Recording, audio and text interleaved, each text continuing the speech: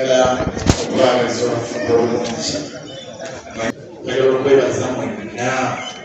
olina kyebakoze olaba Embaga yaffe efuuka ekyenjawulo. Sebo mwana Butebe nina okubafu nti nyingire bya mwenna nga bwemuliwo ate mama bakulembere bambuke waggulu wali ate mulabe ekyenjawulo. Ensonga ssebo omuzadde yantegeereza yabaddasinza kitatereera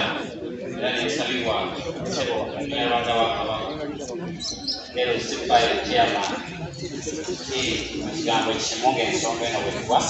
yangu obuuze bamwingi b'omudisitulikiti eno b'ofunye abangi b'endagi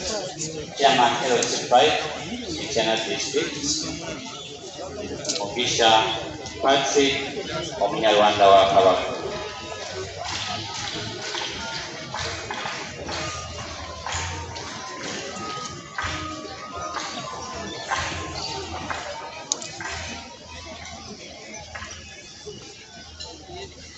Neyazanyo mukadde waffe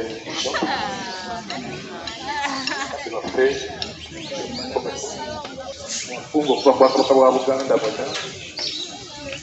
abagole baffe abalungi bakadde baffe abatuzaalira sayidi zonna njagala kubala kusaako obuligezo nebyamukomola yenze Mugisha Patrick Nshimye omunyalwanda wa Kabaka era yenze ssente wa disitulikiti Parliament gwange nammwe twaliriza ne bannabijjala mwenna waliwo twaliriza mwenna muli wano ng'abajulizi nga omubaka waffe wa Parliament yetwalira obufumbo yagamba ayinza kikakiro kijjakuba waggulu nga kiroozi nga kikukulula bw'okimalira nga ddala Ejala muwomero olukundo kama bawezadde yala abaana twagala okuvumirira ebikolwa ebyo ate okusaba okw'amaanyi nammwe nga muli eno mezi entukuvu mwongere okubivumirira bwogende busuubiza okyali mukusaba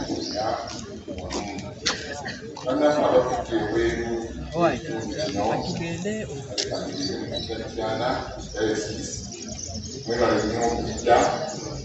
abasoose obusoose eno ogyeko n'emirundi emirala nasobola okulaba nasobola okulaba olwaleero nga bakanatu tubeebaza nnyo beebaza nnyo obumu eronkai nabasikanzaakambeerweru. So we ask you to take our messages seriously and urge you that our message is guide you to decision making in at that point of marriage, at that point. Wekitiibwa omulabizi mwongeremu engalo sebo tuteyanza nnyo okujja kwammwe ate n'obubaka obwo otutisse wakyaliwo akatereezo bakatini nnyo Kate baffe mwenna mukkirize emwanjuddwa okubaddamu abagole baffe Honorable ZAAKE n'omukyala Bridget baneekongere abakristu baganda bange abasse ekimu tujaguza emyaka